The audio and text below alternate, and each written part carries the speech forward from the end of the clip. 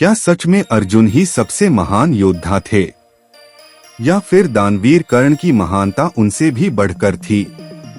अगर एक ओर हो अद्भुत पराक्रम और दूसरी ओर हो ऐसा त्याग जो प्रकृति को भी झुका दे, तो बताइए सच्चा महान कौन कहलाएगा?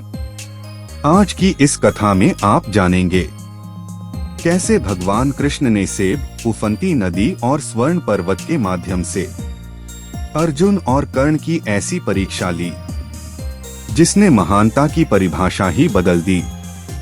यह सिर्फ एक कहानी नहीं, यह अहंकार और विनम्रता, शक्ति और त्याग और सच्ची महानता का रहस्य है। महाभारत के समय की बात है। आर्यावर्त की धरती पर दो ऐसे योद्धा थे जिनकी वीरता की चर्चा हर दिशा में होती थी, अर्जुन और कर्ण। दोनों ही अपार शक्ति और अद्भुत कौशल के धनी थे। एक ओर पांडवों के प्रिय धनुर्धर अर्जुन थे, तो दूसरी ओर दान और वचन के लिए प्राण देने वाले कर्ण। लोगों के मन में अक्सर प्रश्न उठता था कि इन दोनों में वास्तव में महान कौन है। यह प्रश्न धीरे धीरे तुलना और अहं की सूक्ष्म रेखा खींचने लगा। तब भगवान कृष्ण ने निश्चय किया कि समय आ गया है इस भ्रम को दूर करने का। वे जानते थे कि सच्ची महानता तुलना से नहीं, आत्मबोध से प्रकट होती है। एक दिन कृष्ण ने दोनों को अपने साथ वन विहार के लिए चलने को कहा। वातावरण शांत था, पेड़ों पर पक्षियों का मधुर कलरव गूंज रहा था और हवा में फूलों की सुगंध फैली हुई थी। चलते चलते वे एक सुंदर उपवन में पहुंचे जहां तरह तरह के वृक्ष लगे थे। उसी बाग में एक ऊंचा पेड़ था जिसकी शाखा पर केवल एक ही लाल सेब चमक रहा था। सूर्य की किरणें उस पर पड़कर उसे और भी आकर्षक बना रही थीं। कृष्ण ने उसी सेब की ओर संकेत करते हुए अर्जुन की ओर देखा। उनकी आंखों में एक रहस्यमयी मुस्कान थी। कृष्ण ने शांत स्वर में कहा कि अर्जुन, क्या तुम बिना वृक्ष को क्षति पहुंचाए उस फल को नीचे ला सकते हो? अर्जुन ने आत्मविश्वास से अपना गांडीव उठाया और लक्ष्य पर दृष्टि स्थिर कर ली। उनकी एकाग्रता इतनी गहरी थी कि मानो समय थम गया हो। उन्होंने तीर छोड़ा और वह सीधा फल को भेदता हुआ उसे नीचे ले आया। फल भूमि पर गिरा, पर वृक्ष की पत्तियां तक नहीं हिली। अर्जुन के मुख पर हल्की मुस्कान और गर्व की आभा दिखाई देने लगी। कृष्ण ने उस फल को उठाया और अब कर्ण की ओर मुड़े। उन्होंने पूछा कि क्या यह फल फिर से उसी शाखा पर लगाया जा सकता है? अर्जुन ने मन ही मन सोचा कि यह असंभव है, क्योंकि तीर से टूट चुका फल वापस कैसे जुड़ सकता है। कर्ण ने शांत भाव से फल को अपने हाथों में लिया।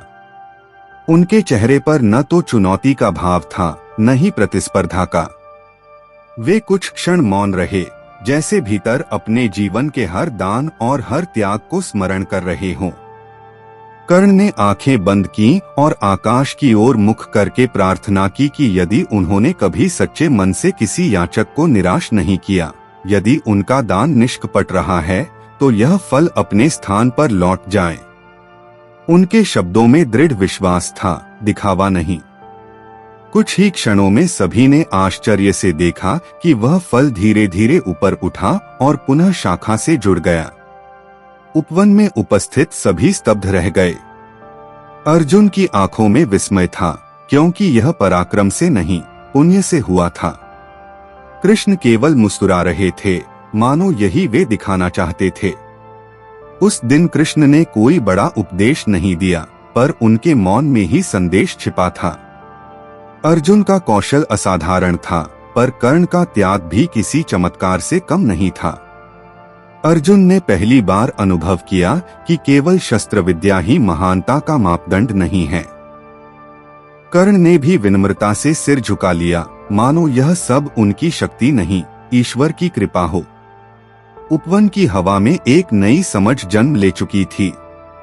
फिर भी कृष्ण जानते थे कि यह शिक्षा अभी पूर्ण नहीं हुई है। कुछ समय बाद कृष्ण दोनों को एक विशाल नदी के तट पर ले गए। वर्षा के कारण नदी उफान पर थी और उसका प्रवाह अत्यंत तीव्र था। लहरें गर्जना करती हुई आगे बढ़ रही थीं और उन्हें पार करना असंभव सा प्रतीत होता था। कृष्ण ने गंभीर स्वर में कहा कि जो अपने सामर्थ्य पर विश्वास रखता है वह इस नदी को पार करे। अर्जुन ने तुरंत स्थिति का आकलन किया। उनके मन में चुनौती की ज्वाला प्रज्वलित हो उठी। अर्जुन ने अपने तरकश से तीर निकाले और अद्भुत गति से उन्हें चलाना आरंभ किया। देखते ही देखते तीरों का एक सुदृढ़ पुल बन गया जो नदी के एक किनारे से दूसरे किनारे तक फैल गया। यह उनकी अनुपम धनुर्विद्या का अद्वितीय उदाहरण था। वे निडर होकर उस पुल पर चले और सुरक्षित दूसरे तट पर पहुंच गए। उनके भीतर संतोष था कि उन्होंने असंभव को संभव कर दिखाया। नदी की गर्जना भी उनके आत्मविश्वास को डिगा नहीं सकी। अब सबकी दृष्टि कर्ण पर थी। उनके पास न तो अर्जुन जैसा दिव्य धनुष था, न ही वे पुल बनाने लगे। उन्होंने शांत भाव से नदी की ओर देखा, जैसे उसकी गहराई को समझ रहे हों। फिर उन्होंने दोनों हाथ जोड़कर प्रार्थना की कि यदि उनका जीवन दान और सत्य के मार्ग पर बीता है तो यह नदी उन्हें मार्ग दे। उनकी आवाज में न तो भय था न ही अहंकार, वह केवल विश्वास की ध्वनि थी। अचानक नदी का प्रवाह धीमा होने लगा और जल शांत सा प्रतीत हुआ। लहरों के बीच एक स्पष्ट मार्ग दिखाई देने लगा, मानो प्रकृति स्वयं रास्ता दे रही हो। कर्ण बिना किसी हड़बड़ी के उस मार्ग पर चलते हुए दूसरे तट तक पहुंच गए। अर्जुन ने यह दृश्य देखा तो उन्हें अनुभव हुआ कि शक्ति और शस्त्र से परे भी कोई बल है। कृष्ण ने समझाया कि पराक्रम से मार्ग बनाया जा सकता है, पर पुण्य से मार्ग स्वयं बन जाता है। यह शिक्षा अर्जुन के हृदय में गहराई तक उतरने लगी। फिर भी कृष्ण ने अंतिम परीक्षा शेष रखी थी। एक दिन उन्होंने दोनों को एक खुले मैदान में बुलाया। वहां उन्होंने अपनी दिव्य शक्ति से स्वर्ण का एक विशाल पर्वत प्रकट किया। उसकी चमक से पूरा क्षेत्र प्रकाशमान हो उठा। कृष्ण ने कहा कि इस स्वर्ण को प्रजा में बांटना है। यह सुनकर अर्जुन आगे बढ़े और लोगों को बुलवाया। अर्जुन ने सुव्यवस्थित ढंग से दान देना आरंभ किया। वे प्रत्येक व्यक्ति की आवश्यकता पूछते, फिर उतना ही स्वर्ण देते जितना उन्हें उचित लगता। वे चाहते थे कि दान न्यायपूर्ण और संतुलित हो। दिन बीतता गया, पर स्वर्ण का ढेर समाप्त नहीं हुआ। अर्जुन थक गए, पर उनका प्रयास जारी रहा। उन्हें लगा कि यह कार्य अंतहीन है। अब कर्ण आगे आए। उन्होंने स्वर्ण पर्वत की ओर देखा और बिना किसी गणना के घोषणा की कि यह सब प्रजा का है। उन्होंने एक ही क्षण में संपूर्ण स्वर्ण दान कर दिया। लोगों ने जितना चाहा उतना ले लिया और देखते ही देखते पर्वत खाली हो गया। अर्जुन आश्चर्य में डूब गए कि जो कार्य वे पूरे दिन में नहीं कर पाए, वह क्षण भर में कैसे हो गया। कृष्ण ने शांत स्वर में कहा कि दान में गणना नहीं, भावना प्रधान होती है। अर्जुन ने समझा कि वे दान करते समय यह सोच रहे थे कि कितना देना उचित है। कर्ण देते समय यह नहीं सोचते थे कि कितना बचाना है। यही अंतर दोनों की प्रवृत्ति में था। अर्जुन का दृष्टिकोण न्यायपूर्ण था, पर कर्ण का त्यागपूर्ण था। दोनों ही अपने अपने स्थान पर श्रेष्ठ थे, पर महानता की दिशा अलग अलग थी। कृष्ण यही भेद स्पष्ट करना चाहते थे। इन तीनों घटनाओं के बाद अर्जुन का हृदय अधिक विनम्र हो गया। उन्हें अनुभव हुआ कि केवल पराक्रम ही मनुष्य को पूर्ण नहीं बनाता। कर्ण ने भी अर्जुन के कौशल का सम्मान किया, क्योंकि वे जानते थे कि ऐसा धनुर्धर दुर्लभ होता है। दोनों के बीच की अदृश्य प्रतिस्पर्धा धीरे धीरे सम्मान में बदलने लगी। कृष्ण ने देखा कि उनका उद्देश्य पूरा हो रहा है। वन, नदी और मैदान तीनों स्थान साक्षी बने उस शिक्षा के जो केवल शब्दों से नहीं दी जा सकती थी। कभी सेब का चमत्कार, कभी नदी का शांत होना, तो कभी स्वर्ण पर्वत का क्षण भर में समाप्त हो जाना, ये सब बाहरी घटनाएं थीं।